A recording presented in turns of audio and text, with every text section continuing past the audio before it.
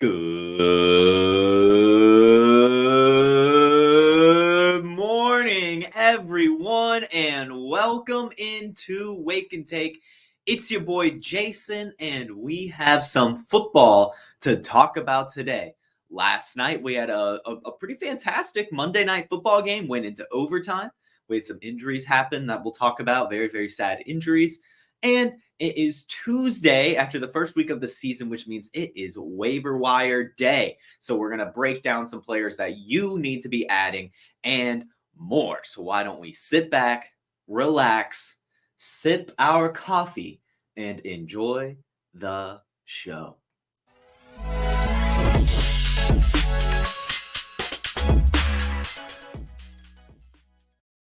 First things first, and that is the play of the day. And yesterday we were treated to Breece Hall being back. This was an 80-something yard run. I don't remember the exact yardage, but a fantastic run that would have been a touchdown if Garrett Wilson stopped celebrating and actually went to try to pick up a block.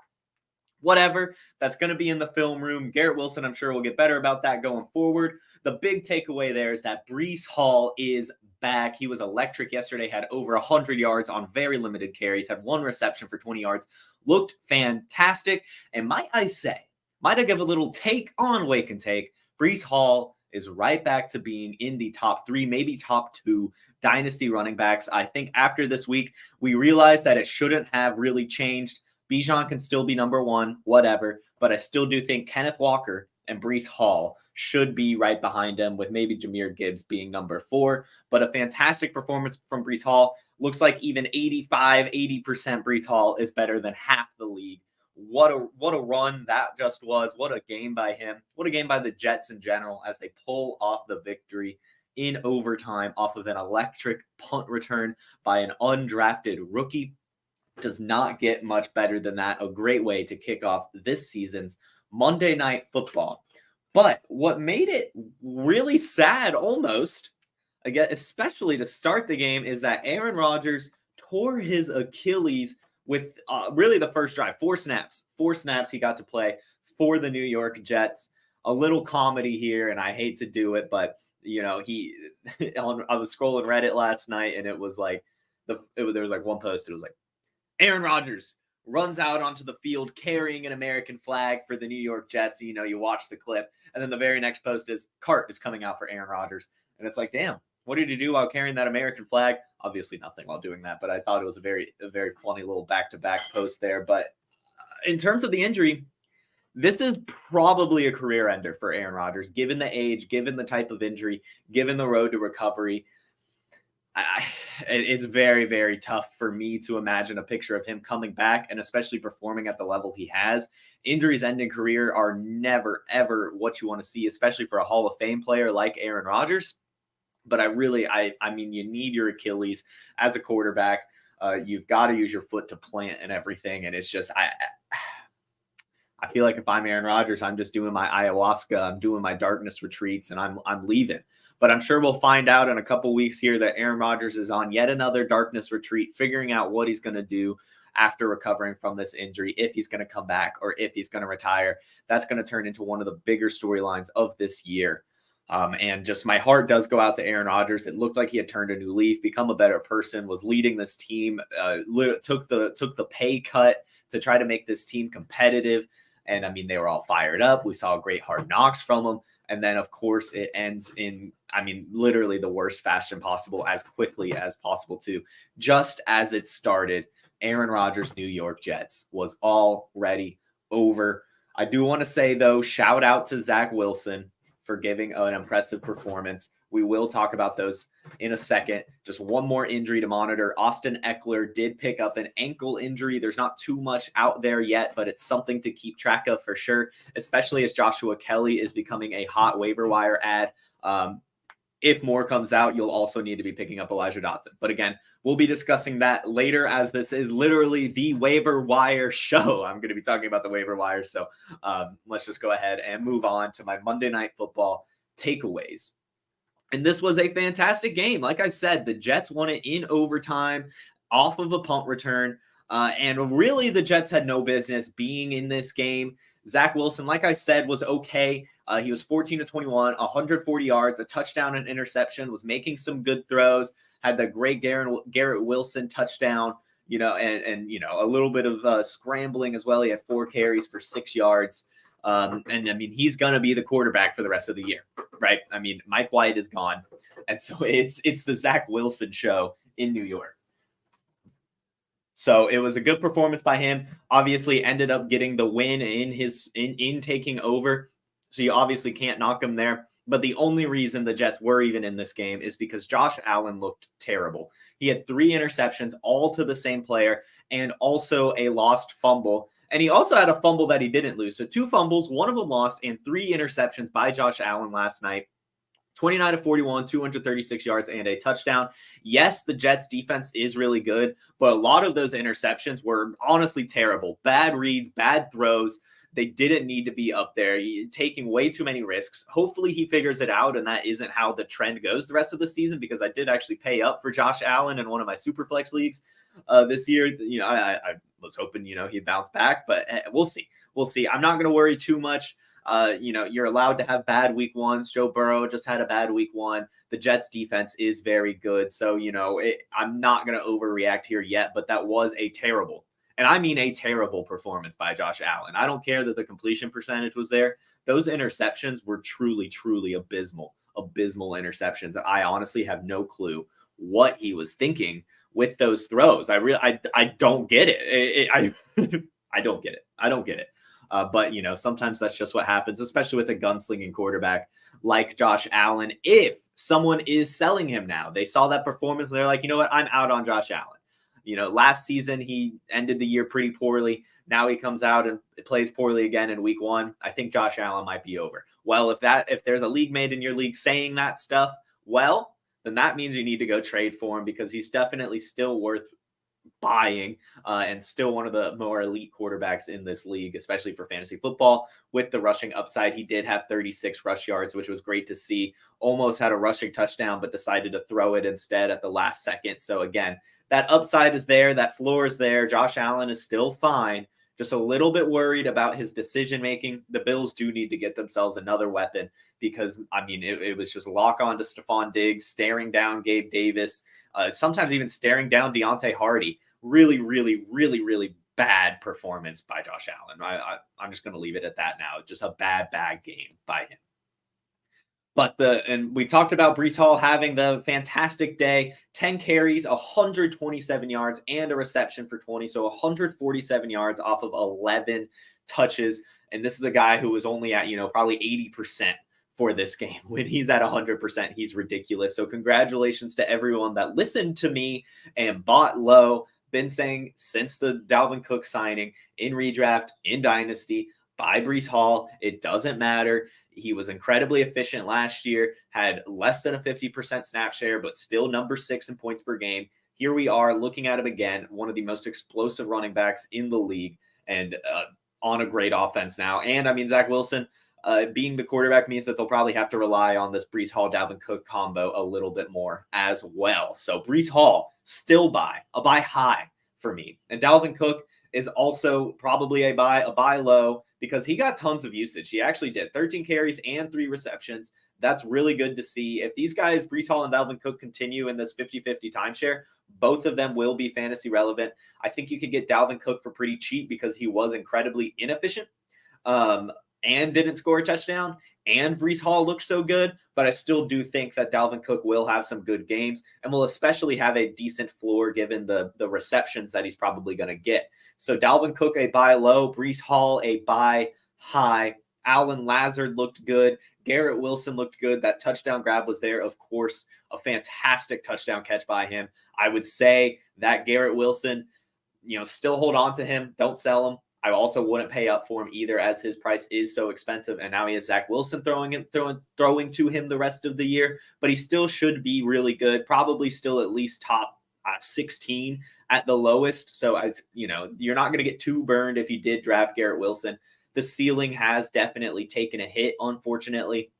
But, he's the type of player that he's going to be fine. We saw him produce well last year with worse quarterbacks, and Zach Wilson being one of them. So Garrett Wilson still ultimately fine.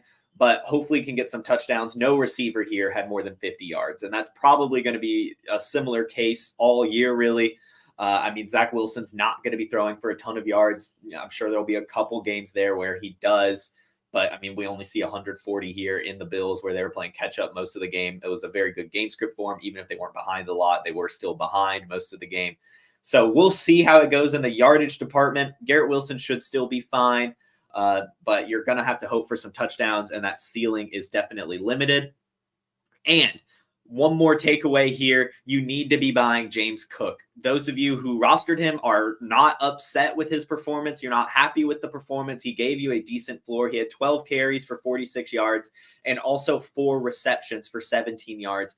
And that's the type of usage that he's going to get week in, week out. James Cook is essentially the bell cow here.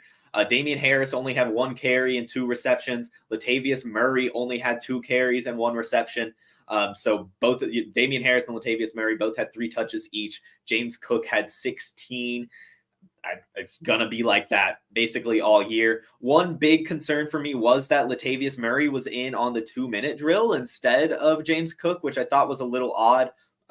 James Cook did end up coming in later, but still Latavius Murray started that drive. So I don't know. It's interesting. I think I am picking up Latavius Murray in my very, very deep leagues in case an injury happens to Damian Harris. I think Latavius Murray will end up being relevant there. But Damian Harris and Latavius Murray, basically the same player right now, given the usage. And I might even say that Latavius Murray might be ahead of Damian Harris on this depth chart. He was used a little bit more. And like I said, he was in on the 2-minute drill, and that does mean something. And Stephon Diggs, surprisingly, had himself 100 yards against Sauce Gardner. A very, very, very, very good game by him. You could tell he was upset that they lost, but who wouldn't be? That was a tough game. And the rookie Dalton Kincaid also looked pretty good. 4 receptions for 26 yards. He did out-receive Dawson Knox, but they did receive the same amount of targets. I'm sure that's going to be similar all year, really. Dawson Knox, the more traditional tight end, with Dalton Kincaid getting a little bit more interesting usage, running the nice routes and playing a little bit more wide receiver maybe, but both of them will probably still have their weeks. Dawson Knox, I would probably put my money on scoring more touchdowns than Dalton Kincaid over the course of the year. Those were some pretty good takeaways, guys. Let me see if there's any comments here, any questions about this game before we move on to the waiver wire. Good morning, everyone. Good morning. What is up? Let's see. How much fab should we use for Zach Wilson in a super flex? I mean, he's going to be the starter all year with really good weapons, and he really didn't look that bad. I'm not paying up too much, and I really hate trying to speculate fab because it's so difficult, especially since it varies league to league. But just standard super flex league, I mean, I think you've got to throw at least 20% Zach Wilson's way. I know it might be crazy, but I think 20% at least, and you might be able to do a little bit more because, I mean, there's not going to be many true starting quarterbacks for the rest of the season like Zach Wilson. There will be some guys, you could pick up for a couple weeks here and there, but Zach Wilson will be, the starter all year. There's really not anyone behind him unless they want to bring Chris Streveler back. So you're going to have to pay up for him if you want him. Let's see. Any other questions about this game? No. But I do see a question here that we'll talk about at the end of the show. If you have any questions not related to Monday Night Football, just questions in general, go ahead and start asking them. We'll answer them at the end. But let's go ahead and talk about some waivers here. But before that, let's hear from our sponsor, Rival. Hey, we've got to talk about Rival Fantasy today. Rival Fantasy, they're a huge supporter of everything we do, the podcast channel, the YouTube channel. It's possible because of Rival, and they have an incredible new offer. With promo code PLAYER, you double your deposit up to $200, and you get $25 in bonus bucks. So it's $225 additional to play in NFL preseason. You can do their props on the fantasy book where it's over, under, up to 5 guys. The more over-unders you hit, the higher your payout. And they have their challenges for the community. You can say, hey, I think that player X is going to go over this many fantasy points, and someone takes you up on it. They take the other side. It's great. I love their fantasy bingo, where you can do 5 across, you can do 4 in the corner, black it out, just predicting fantasy points on your favorite players, especially in preseason. The promo code is PLAYER. where they match your deposit up to $200 plus those $25 in bonus bucks. This offer is insane. All right, guys, we are back. Go check out Rival Fantasy. It is very cool. Shout out to Rival as well. I don't know if anyone is listening right now that is in my listener league on Rival Fantasy. Player Profiler did some listener seasonal leagues with them this year. And my league, as well as Jack Kavanaugh's league, was randomly chosen to receive a $1,000 prize pool. So if any of you guys are in my league and listening, there is now $1,000 to be won in this free listener league. So shout out Rival for giving us that. Some of the other listener leagues got like a $500 prize pool, some $250 prize pools, and this was all in our free league. So again, shout out Rival for helping us out there and letting us host some leagues on their platform. Go check them out with promo code PLAYER. But it's time, fellas. It's time, ladies. It's time to talk about the waiver wire. And the first thing I want to say, I'm going to get a little cute with it here. And I wanted to keep it on the down low, but I want to be first. I want to be early, and I want my listeners to be early. No one's talking about this right now. No one's talking about this right now. The player I am really, really interested in picking up this week is Jelani Woods. And the main reason that is because he's on IR right now. No one's looking at him. And Anthony Richardson looked absolutely fantastic. And we saw the tight ends, Mo Alley Cox and Kylan Granson, getting schemed open really all day. They utilized the tight end in that offense. And I think the athletic profile of Jelani Woods when he returns off IR will be a match made in heaven with Anthony Richardson. And I want to try to get ahead of that. So if I have, if I'm picking someone up and have an IR spot, what I'm going to do is put in a claim for Jelani Woods, put him on my IR, and then go pick up some other players that maybe sneak through the waivers, pick up some free agents. But Jelani Woods is someone I want to get ahead of the curve on, because I really do think that he's going to command a decent bit of targets with Anthony Richardson in that offense. But in terms of the actual standard waiver wire moves that we are talking about today, it of course starts with the quarterback position. And what I'm going to do here is talk about some pickups by position for really all sorts of league formats. And I'll just kind of go, we're going to start with quarterbacks here. Of course, the number one ad in all leagues for the quarterback position right now is Zach Wilson. Basically super flex leagues. I mean, you're probably not going to pick them up in one quarterback leagues yet, as there is still some really good one quarterbacks available, which I'll talk about here in a second. But in your super flex leagues, you've got to go pick up Zach Wilson. I don't care. That's just the process. A starting quarterback rarely becomes available, especially one that's going to be starting all season with that good of weapons. So yeah, go pick up Zach Wilson. Hopefully he's turned it around. Like I said, I think you could bid at least 20% on him in your super flex leagues, especially if you're needy at quarterback. You could probably go even higher, but you've definitely got to be picking up Zach Wilson. And some other quarterbacks in single quarterback leagues that might be available that I think need to be rostered, especially if you have the space or you're weak at quarterback, are, of course, the rookies Bryce Young and CJ Stroud, Desmond Ridder, Baker Mayfield, Mac Jones, Jimmy Garoppolo, and Kyler Murray. If any of those guys are still available in your single quarterback leagues and you're a little weak there, I would go roster one of those guys and just see what happens. And a couple quarterback stashes that I'm holding on to in my super flex leagues: Aiden O'Connell, Gardner Minshew, and Marcus Mariota. Those three quarterbacks I do think will eventually start at some point this year. And so I want to go ahead and start stashing them and see what happens. So those are my deeper picks, my single quarterback league picks, as well as just the standard pick, Zach Wilson for quarterback. If you guys have any fab questions about my picks, go ahead and ask them here in the comments before we move on from the position. But someone asked, is there a waiver wire show this year from Matt? Yes, there is. Yes, there is. I'm just doing my own waiver wire, because what else am I supposed to talk about on Tuesday during the football season? It's waiver wire day. It's waiver day. So yeah, Zach Wilson, pick him up. John said, stop talking about Superflex leagues. No one cares. All right, John. Someone definitely cares. If you're in the comments, if you're listening and you're in a Superflex league, let John know why Zach Wilson needs to be rostered. Next up is the running back position. Of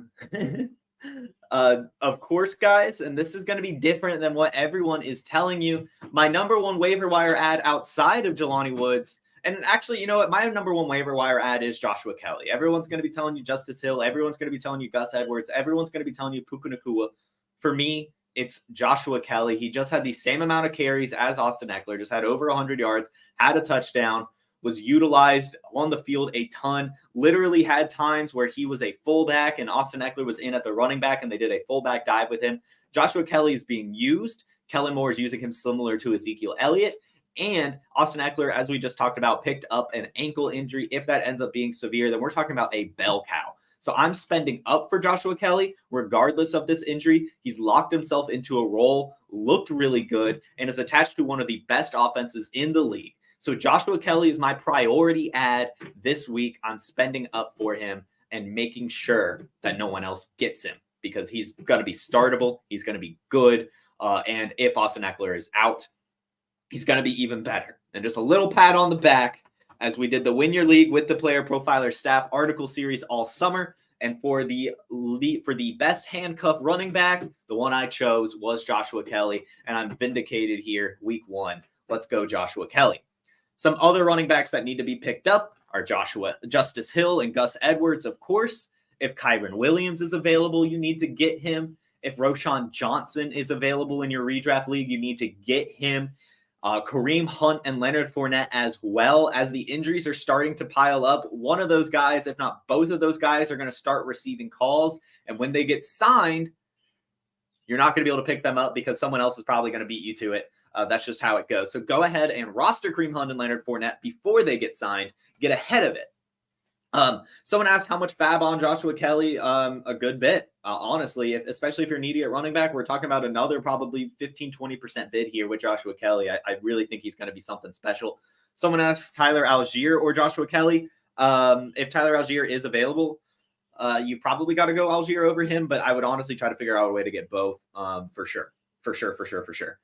And in terms of the Ravens, Justice Hill, Gus Edwards, because both of them need to be added. I think Gus Edwards is the one I'm going to lean into more because of the coaching staff's trust in him and how long he's been with the team. I think that he's going to get more volume. However, Justice Hill will 100% be more explosive and get the pass catching work. Don't think you can go wrong either way. Also, just remember that Melvin Gordon is being activated from the practice squad. And again, Hunt and Fournette are still out there. So it's possible they're brought in. So I'm not paying up for either Justice Hill or Gus Edwards, but I'm at least putting in my claims. The running backs I would be paying up for with fab are Joshua Kelly, Roschon Johnson, and putting a couple bucks. Oh, and Kyron Williams. And then I'll be putting a couple bucks on Hill, Edwards, Hunt, and Fournette. I don't think Hill or Edwards are going to be league-winning waiver wire pickups at all.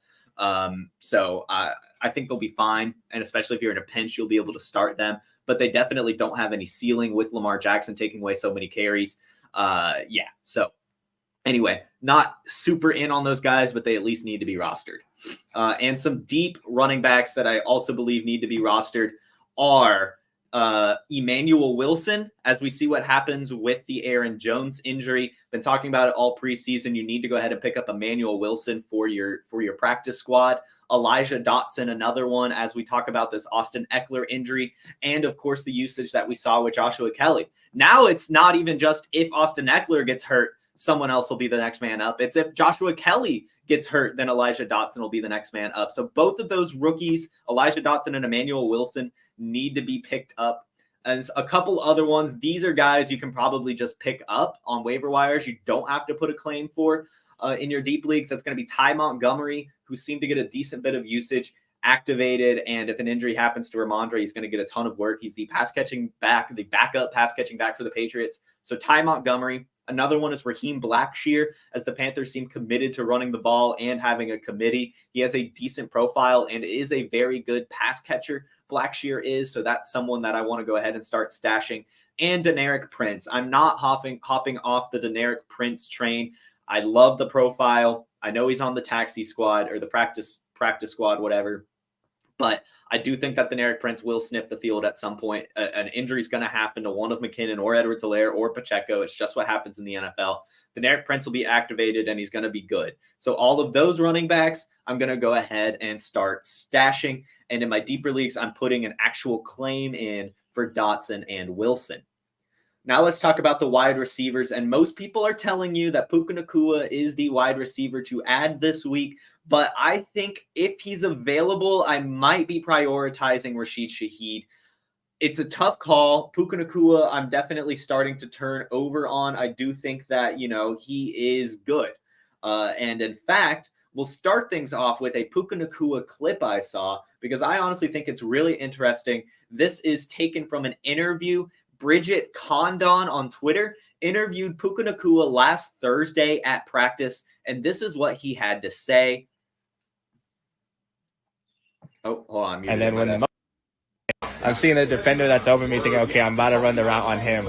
And then when the motion comes, like they kind of hesitate and they get ready to switch. So I'm like, oh, so I have to like run vertical while also trying to get to my certain spot. So I'm in the timing of the play and the width, but also can't lose inside leverage of this guy that I have to cross face on, because if it gets thrown to me, like I can't have the defender be in front of where I'm trying to cut. So yeah, basically Puka Nacua is learning from Cooper Kupp. 100%, right? I mean, the way you hear him talk about route running, where he needs to be in space, the timing of the route, making sure that the defender is not in front of where he's about to be. All of those things are high-level processing that make you a good and great receiver at the NFL level. He's learned from Cooper Kupp clearly and seems to be a really good route runner, a guy that really understands the game. And those types of players have a long time in the league and seem to always produce.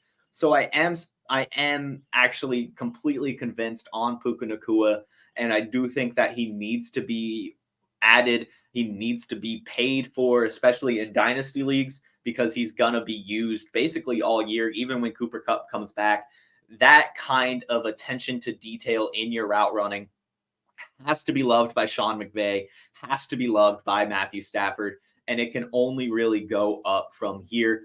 So go ahead and spend up for Puka Nacua. Also spend up for Rashid Shaheed. Like I said, I think that he's also very close to Puka Nacua in terms of needing to be added. He has locked himself into a fantastic role on the Saints offense, and he is just electric. So go get yourself some Rashid Shaheed. Tutu Atwell, I also believe the other Rams receiver that had 119 yards this week, I do believe he needs to be added as well because that speed and that second round draft capital will make the team want to keep going back to him. And when Cooper Kupp returns, Tutu Atwell's not really, like, his role's not really going to change. He's still going to be a field stretcher type of usage. So I do think that Tutu Atwell can be rostered as well. And then if these guys are available, you might as well pick them up. This is more like your less deep leagues, your more redraft. That's going to be Romeo Doubs and Zay Jones. If either of those guys are available, you definitely need to add them.